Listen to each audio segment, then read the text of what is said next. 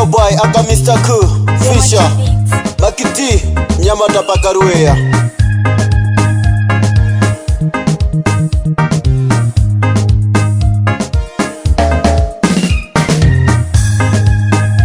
Ina ndokoto kosa ine Muyamega muya wanga kumamba Wande basa chentazi che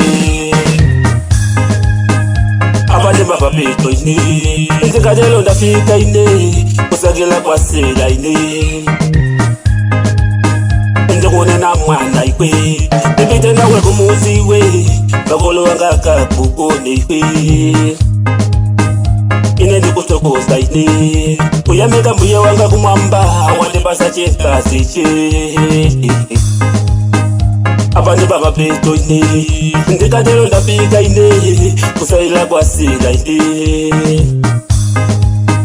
Njokone na mwana ke Bibite nawe kumuzi we Magolo wanga kakukone ewe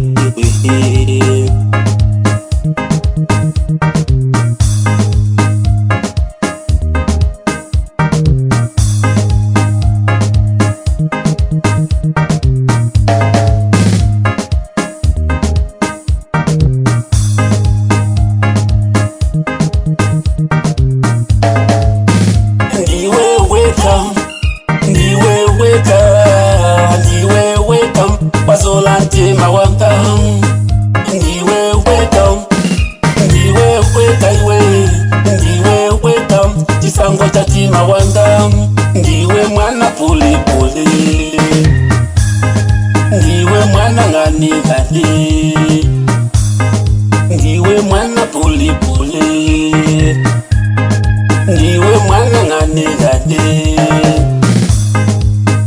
Ndiwe welcome Ndiwe weka iwe, ndiwe weka, wasongante mawanga. Ndiwe weka iwe, ndiwe weka, isango chati mawanga. Ndiwe mwana pole pole, ndiwe mwana ngane ngane. Ndiwe mwana pole pole, ndiwe mwana ngane ngane. Mr. Mrs. Moses Mkandaire Nakuravisika paka center po Dr. Zambo Nakubeka Mzara Mr. P1 Mtari Nakuravisika pa Tipsruja po Tandiwe Mafurirwa Huyo ni mwana wa Mr. Inoboy Nakubeka paka Ronga po Wambura Kurua Makiti Junior Nakuravisika pa Komanda po Agogo Mtembenge na Nyangoma wao Ampekani paka center po Mrs. Makiti Nakuravisika paka center po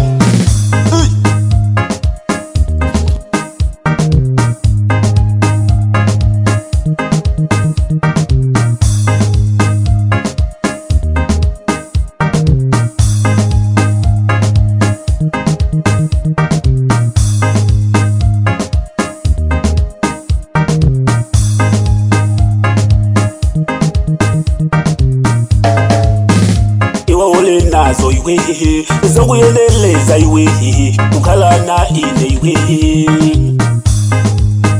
endeje fokwa chake ine ndina sanga ine iwe ukhalana iwe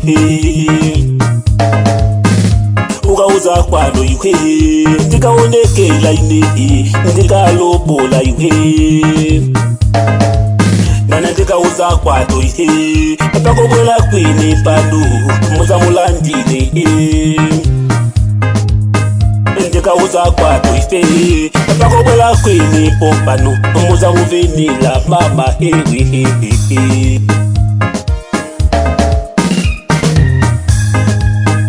Ndiwe welcome Ndiwe welcome Ndiwe welcome Wasolante mawanga Ndiwe welcome, ndiwe weka iwe, ndiwe welcome, chisango chati mawanga.